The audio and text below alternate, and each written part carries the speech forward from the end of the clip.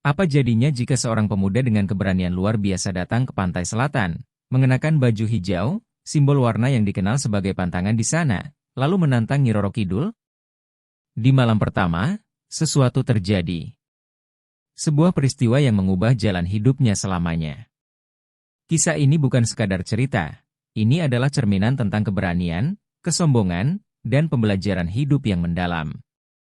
Sebelum kita masuk ke cerita yang luar biasa ini, jangan lupa untuk like video ini, subscribe channel ini, dan tinggalkan komentar dari mana sobat semua berasal. Siapa tahu, kita bisa berbagi cerita inspiratif lainnya yang menggetarkan hati.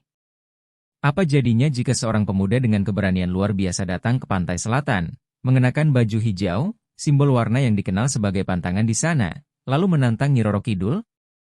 Di malam pertama, sesuatu terjadi. Sebuah peristiwa yang mengubah jalan hidupnya selamanya. Kisah ini bukan sekadar cerita, ini adalah cerminan tentang keberanian, kesombongan, dan pembelajaran hidup yang mendalam. Malam itu, pantai selatan tampak begitu mistis. Langit dihiasi oleh awan tebal yang menyelimuti bulan, membuat suasana terasa semakin suram. Ombak bergulung-gulung, seolah menari di bawah kendali kekuatan yang tak terlihat. Di tengah kegelapan yang pekat, seorang pemuda bernama Adi berdiri di tepi pantai dengan langkah penuh keyakinan. Pakaiannya mencolok sebuah baju hijau yang jelas menjadi simbol keberanian, atau mungkin kesombongan. Baju itu tak hanya menarik perhatian, tetapi juga seolah menjadi tantangan terbuka bagi penghuni gaib pantai yang diyakini oleh masyarakat sekitar sebagai wilayah kekuasaan Nyi Roro Kidul. Banyak yang percaya bahwa mengenakan warna hijau di pantai ini sama saja dengan mengundang kemarahan sang penguasa gaib, namun Adi tidak peduli. Ia berdiri tegap, menatap ke arah ombak yang seolah berbisik. Tidak ada rasa gentar di wajahnya, atau mungkin ia berusaha keras untuk menutupi rasa takut yang mulai merayap. Langkahnya perlahan mendekat ke bibir pantai, membiarkan air laut yang dingin menyentuh kakinya. Di balik keberaniannya, Adi sebenarnya merasa bahwa malam itu berbeda. Ada sesuatu yang mengganjal di hati, tetapi ia mengabaikannya. Ia yakin, semuanya hanyalah dongeng untuk menakut-nakuti orang. Aku tidak takut. Kalau benar kau ada, Nyi Roro Kidul, muncullah sekarang juga, seru Adi dengan suara lantang. Angin yang tadinya hanya berhembus lembut kini mulai berubah menjadi lebih dingin, menyusup ke tulang. Adi tetap berdiri tegak, meski ia mulai merasakan adanya perubahan di sekitarnya. Langit yang tadinya hanya gelap kini semakin kelam, seolah menyerap setiap cahaya yang tersisa. Ombak yang semula bergulung dengan tenang tiba-tiba menjadi lebih ganas, menghantam tepi pantai dengan suara yang menggema. Namun, Adi tetap bergeming. Baginya, semua ini hanyalah kebetulan, bukan tanda-tanda mistis seperti yang sering diceritakan orang. Ia merasa bahwa keyakinannya adalah benteng yang cukup kuat untuk menghadapi apapun. Aku sudah ada di sini. Mana nyalimu untuk muncul? Teriaknya lagi. Di tengah keberaniannya yang terus diuji, Adi mulai merasakan tatapan yang tak kasat mata, seolah ada yang mengamati setiap gerakannya dari kejauhan. Namun, ia tetap bertahan, menolak untuk tunduk pada rasa takut yang mulai merambat di hatinya. Keputusan Adi untuk datang ke pantai selatan malam itu bukan tanpa alasan. Ia merasa ditantang oleh teman-temannya yang sering mengejeknya sebagai pengecut. Mereka selalu mengatakan bahwa Adi adalah tipe orang yang hanya besar mulut, tetapi takut menghadapi hal-hal nyata. Puncaknya adalah ketika salah satu temannya, Doni, melontarkan ejekan bahwa tidak ada satupun orang yang berani mengenakan baju hijau di pantai selatan karena takut akan kutukan. Ejekan itu membakar hati Adi. Ia ingin membuktikan bahwa dirinya berbeda, bahwa ia bukan pengecut seperti yang dikatakan orang-orang. Aku akan buktikan bahwa aku berani. Tidak ada yang perlu ditakuti, dipikirnya dalam hati saat mempersiapkan perjalanan ke pantai tersebut. Namun, keberanian Adi sebenarnya lebih didorong oleh ego dan keinginan untuk menunjukkan superioritas, bukan karena keyakinan sejati. Dalam hatinya, ia masih meragukan cerita-cerita mistis yang sering ia dengar sejak kecil. Ia percaya bahwa semuanya hanyalah mitos yang diciptakan untuk menakut-nakuti orang, terutama mereka yang mudah terpengaruh oleh hal-hal supranatural. Dengan langkah penuh percaya diri, Adi tiba di pantai menjelang tengah malam. Angin malam yang dingin menerpa wajahnya, membawa aroma asin dari laut yang terbentang luas di depannya. Ia berdiri di tepi pantai, membiarkan pasir lembut menyentuh kakinya. Pakaian hijau yang ia kenakan terlihat mencolok di tengah gelapnya malam, seolah menjadi sinyal bagi siapa saja atau apa saja yang berkuasa di tempat itu. "Apa yang kalian takutkan? Lihat, aku masih berdiri di sini," katanya, seolah berbicara pada dirinya sendiri. Ia melangkah semakin dekat ke air, membiarkan ombak yang dingin menyapu kakinya. Namun, ada sesuatu yang aneh. Angin yang tadinya bertiup lembut tiba-tiba berubah menjadi lebih kencang, bahkan menusuk tulang. Adi berhenti sejenak, mencoba membaca situasi. Suasana sekitar berubah drastis. Tidak ada lagi suara jangkrik, hanya ada deburan ombak yang semakin keras. Meskipun demikian, Adi tetap bertahan. Ia menolak untuk mundur, meskipun nalurinya mulai memberi peringatan bahwa ada sesuatu yang tidak beres. Malam semakin larut, dan Adi tetap berdiri di tepi pantai, menunggu sesuatu terjadi. Ia merasa bahwa dengan bertahan, ia bisa membuktikan bahwa semua cerita tentang pantai selatan hanyalah karangan semata. Namun, semakin lama ia berdiri, semakin ia merasa bahwa suasana di sekitarnya berubah. Angin yang tadinya hanya kencang kini berhembus lebih dingin dan tidak alami. Udara di sekitarnya terasa lebih berat, seolah menekan dadanya. Tiba-tiba, semuanya menjadi sunyi. Tidak ada suara ombak, tidak ada angin, tidak ada apapun. Kesunyian itu begitu mencekam, membuat jantung Adi berdegup kencang. Ia mencoba mencari sumber suara, tetapi matanya tidak menemukan apapun selain kegelapan di depan. Lalu, dari kejauhan, ia melihat sesuatu yang bergerak di atas air. Awalnya, ia berpikir itu hanyalah bayangan ombak. Namun, semakin lama, bayangan itu semakin jelas. Sesosok wanita berbaju hijau muncul dari kegelapan, berjalan di atas air dengan langkah anggun.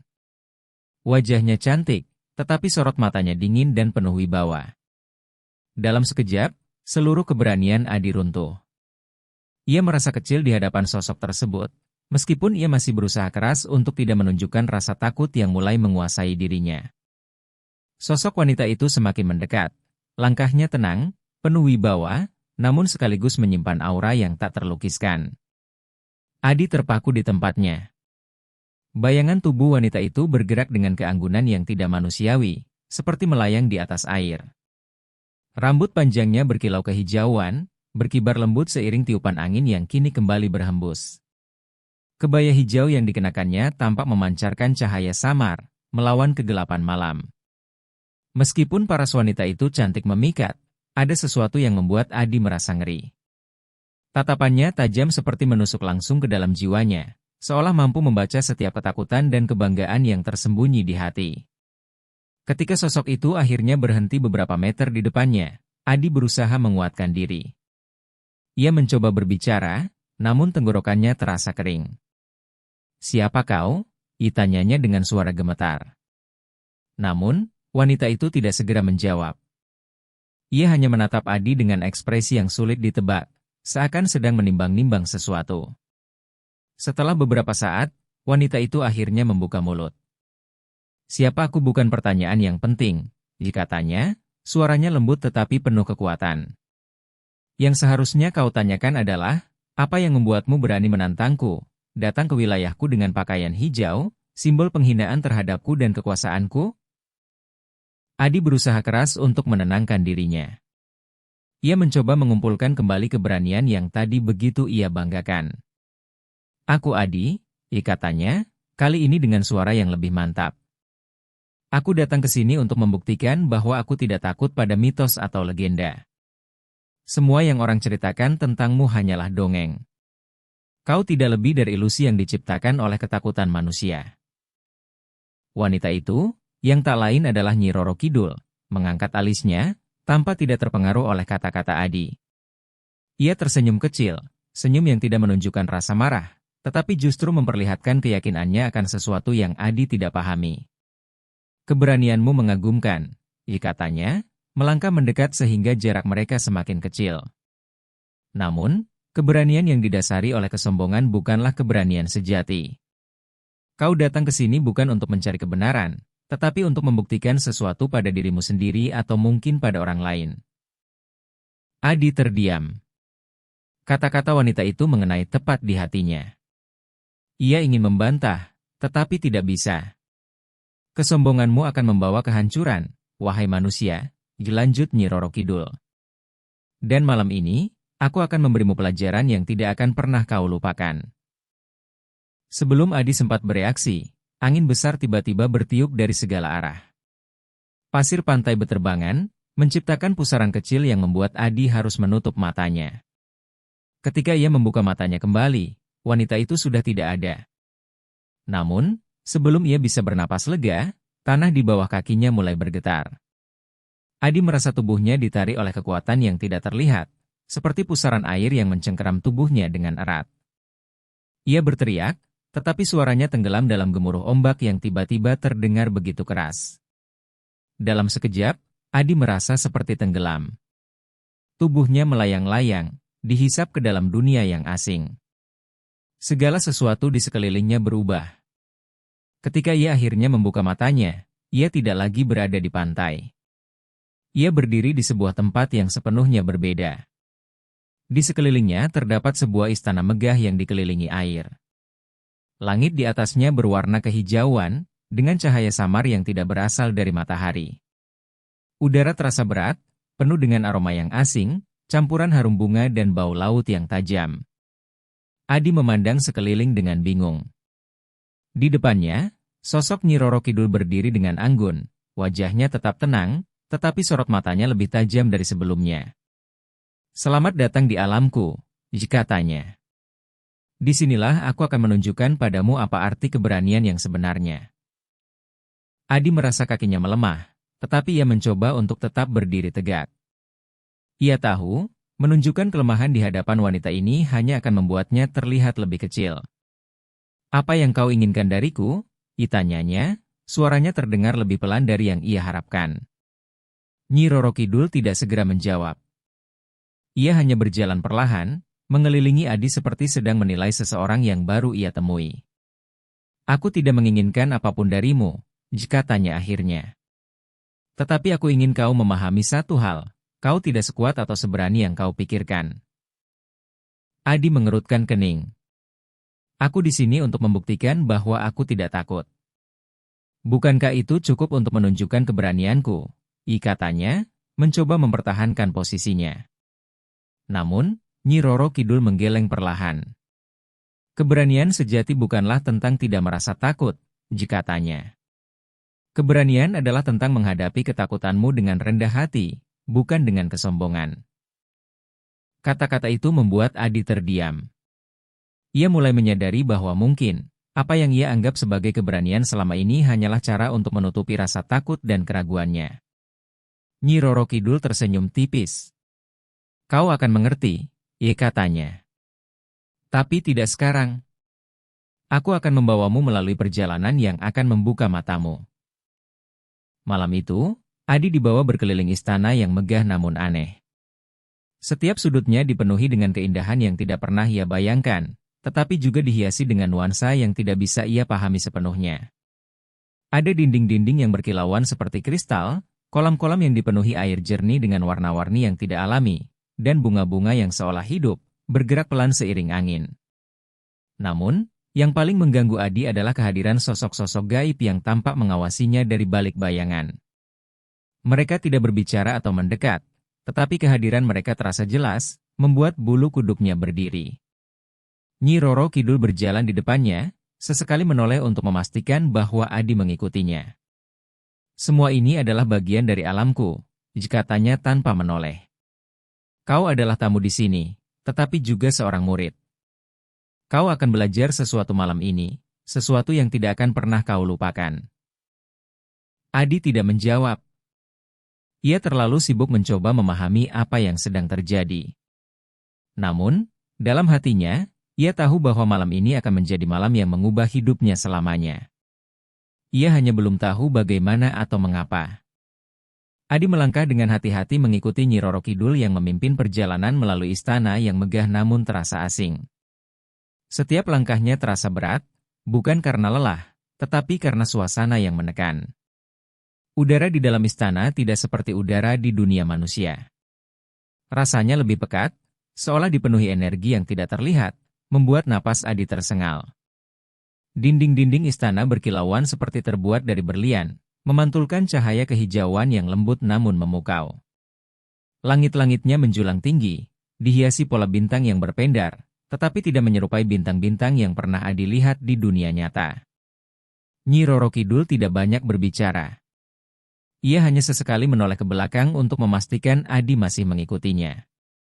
Suara langkah kaki mereka menggema di lorong-lorong istana, menciptakan irama yang aneh, seolah lorong itu memiliki kehidupan sendiri. Adi mencoba untuk tetap tenang, tetapi matanya terus mengamati setiap sudut.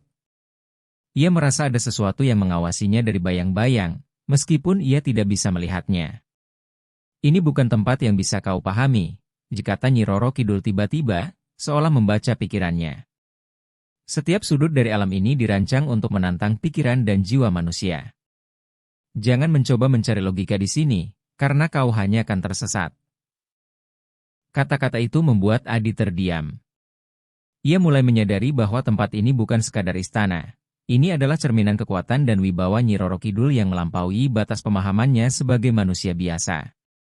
Setelah berjalan cukup lama, mereka tiba di sebuah aula besar yang dipenuhi dengan cermin-cermin tinggi yang berjajar rapi di kedua sisinya.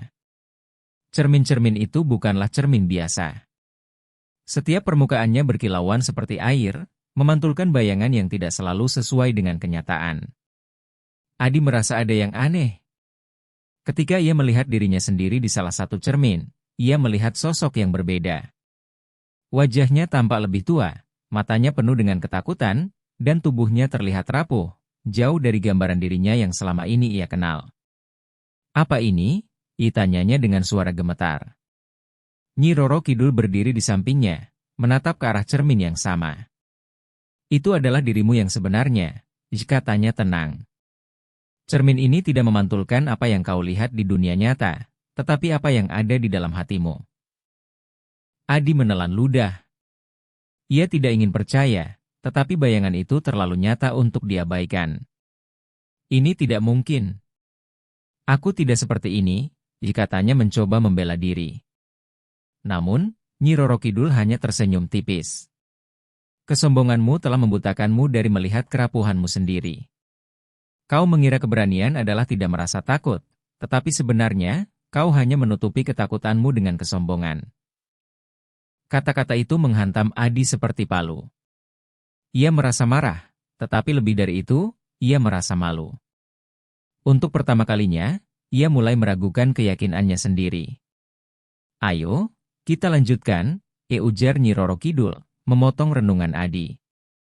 Ia mulai berjalan lagi, meninggalkan aula cermin. Adi mengikuti dengan langkah berat.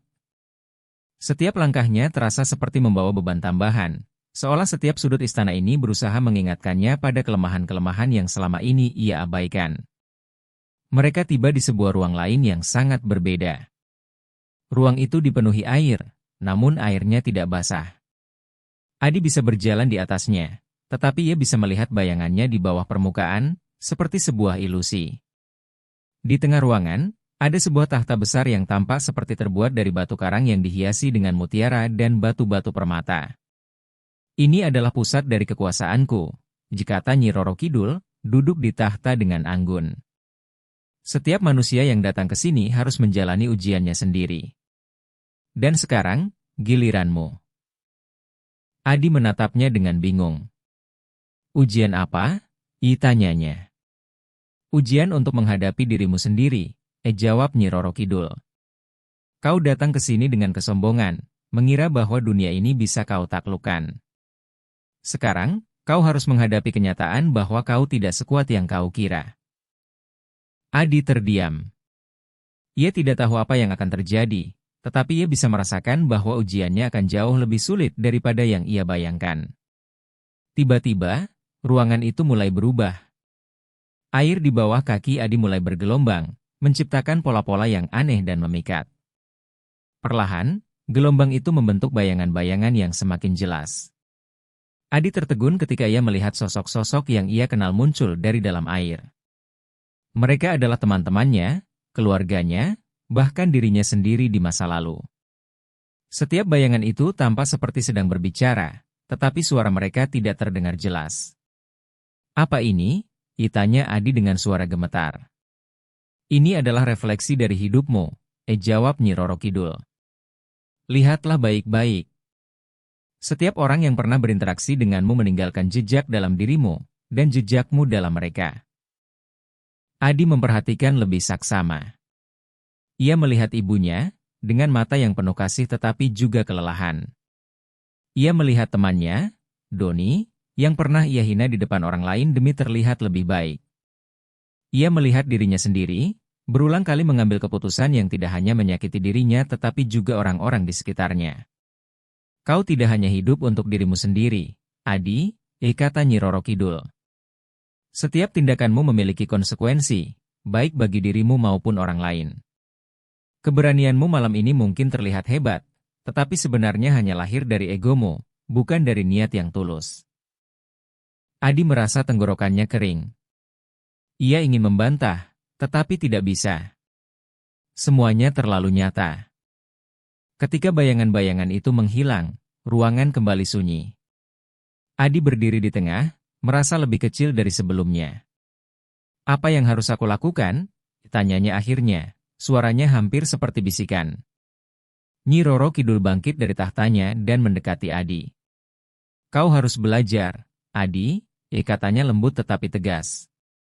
"Belajar untuk rendah hati, belajar untuk menghormati hal-hal yang tidak kau pahami, dan yang paling penting, belajar untuk tidak menjadikan kesombongan sebagai alasan keberanian." Kata-kata itu terasa seperti tamparan bagi Adi.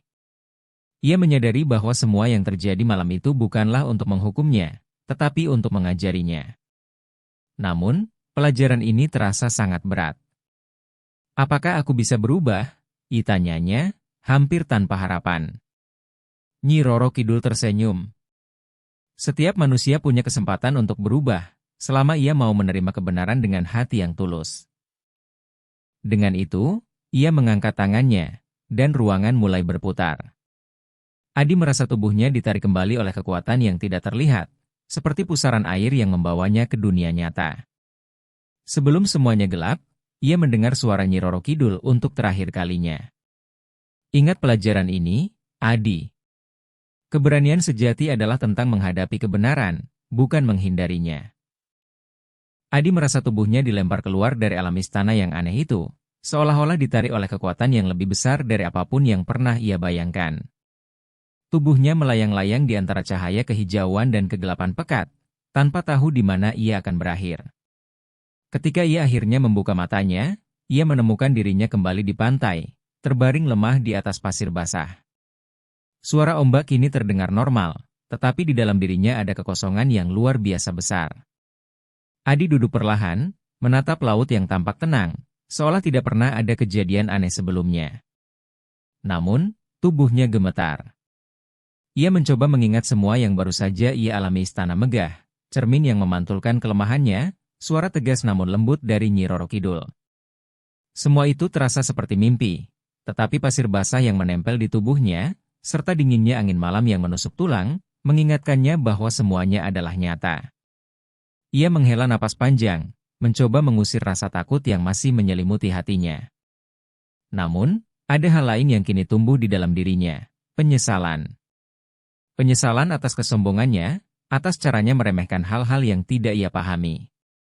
Ia mulai menyadari bahwa apa yang ia sebut sebagai keberanian hanyalah topeng untuk menutupi rasa takut yang sebenarnya lebih besar dari yang ia akui. Adi duduk di pantai selama beberapa saat, membiarkan pikirannya berkeliaran di antara rasa syukur karena selamat dan rasa malu yang menghantam harga dirinya. Ia mencoba mengingat setiap detail dari pelajaran yang diberikan Nyi Roro Kidul. Kata-katanya masih terngiang-ngiang di telinga. Jika keberanian tanpa kebijaksanaan adalah kesia-siaan. Selama ini, Adi mengira bahwa keberanian adalah tentang membuktikan bahwa ia tidak takut. Tetapi malam itu, ia belajar bahwa keberanian sejati justru tentang menghadapi kelemahan dan ketakutan yang ada di dalam diri sendiri. Ia mulai merenungkan kehidupannya. Bagaimana ia telah bertindak dengan sombong, bahkan kepada orang-orang yang mencintainya. Ia teringat ibunya, yang sering ia abaikan karena merasa dirinya terlalu sibuk untuk peduli. Ia juga teringat teman-temannya, terutama Doni, yang sering menjadi korban ejekannya demi meningkatkan harga dirinya sendiri. Adi merasa air mata mulai menggenangi matanya. Ia merasa seperti seorang anak kecil yang baru saja menyadari betapa kelirunya cara pandangnya selama ini. Dalam hati, ia berjanji untuk berubah. Ia tidak ingin lagi menjadi seseorang yang hanya hidup untuk membuktikan sesuatu kepada orang lain. Ia ingin menjadi pribadi yang lebih baik, seseorang yang bisa dihormati karena kebijaksanaannya, bukan karena keberanian kosong yang semu. Saat fajar mulai menyingsing, Adi bangkit dari tempatnya duduk. Matahari yang perlahan muncul dari balik cakrawala memberikan secercah harapan baru. Sinar keemasan pagi itu terasa seperti pelukan hangat yang menenangkan hati Adi yang gundah. Ia berdiri di tepi pantai, membiarkan ombak menyentuh kakinya, seolah meminta maaf kepada laut dan penguasanya atas semua keangkuhan yang pernah ia tunjukkan. Terima kasih, bisiknya pelan, meskipun ia tahu bahwa ucapan itu mungkin tidak akan pernah terdengar oleh Nyi Roro Kidul. Namun, ia merasa bahwa ada sesuatu yang berubah di dalam dirinya. Ia tidak lagi merasa perlu untuk membuktikan apapun kepada siapapun. Keberanian yang ia rasakan sekarang berbeda. Bukan keberanian yang lahir dari kesombongan, tetapi keberanian untuk mengakui kesalahan, untuk menghadapi kelemahan, dan untuk menjadi seseorang yang lebih baik. Dengan langkah perlahan, Adi meninggalkan pantai itu. Setiap langkahnya terasa seperti bagian dari perjalanan baru yang akan ia tempuh. Ia tidak tahu apa yang menantinya di masa depan, tetapi ia yakin bahwa ia telah belajar pelajaran berharga yang akan membimbingnya selama sisa hidupnya. Hari itu, Adi pulang ke kampung halamannya dengan hati yang jauh lebih tenang. Ia tidak lagi merasa perlu menceritakan petualangannya di pantai selatan kepada siapapun. Bagi Adi, pengalaman itu terlalu pribadi dan penuh makna untuk dibagikan begitu saja. Ia tahu bahwa orang lain mungkin tidak akan memahami apa yang telah ia alami. Namun, ia tidak peduli. Ia tidak lagi membutuhkan pengakuan dari siapapun. Saat ia tiba di rumah, ibunya menyambutnya dengan senyum hangat, meskipun ada sedikit kerutan di wajahnya yang menunjukkan kekhawatiran. "Kau baik-baik saja?" tanya ibunya. Adi mengangguk, lalu memeluk ibunya erat-erat, sesuatu yang jarang ia lakukan sebelumnya. "Aku baik, Bu. Maaf kalau selama ini aku sering menyusahkanmu," katanya dengan suara lirih. Ibunya terkejut, tetapi tidak bertanya lebih jauh. Bagi ibunya, perubahan kecil dalam sikap Adi sudah cukup untuk membuatnya bahagia. Adi merasa bahwa ini adalah awal dari perjalanan panjang untuk menebus semua kesalahan yang pernah ia buat. Ia tidak ingin lagi menjadi sosok yang angkuh. Ia ingin menjadi seseorang yang bisa membawa manfaat bagi orang lain, bukan hanya untuk dirinya sendiri. Kisah Adi di pantai selatan menjadi pelajaran yang tidak akan pernah ia lupakan. Meski ia tidak menceritakannya kepada siapapun, pengalaman itu terus hidup di dalam hatinya, membimbing setiap keputusan yang ia buat.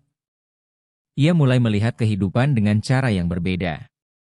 Ia belajar untuk lebih menghormati alam, tradisi, dan kekuatan yang berada di luar pemahamannya. Ia juga belajar untuk lebih menghargai orang-orang di sekitarnya, terutama keluarganya dan teman-temannya. Dari waktu ke waktu, Adi kembali mengunjungi pantai itu, bukan untuk menantang atau membuktikan apapun, tetapi untuk berterima kasih.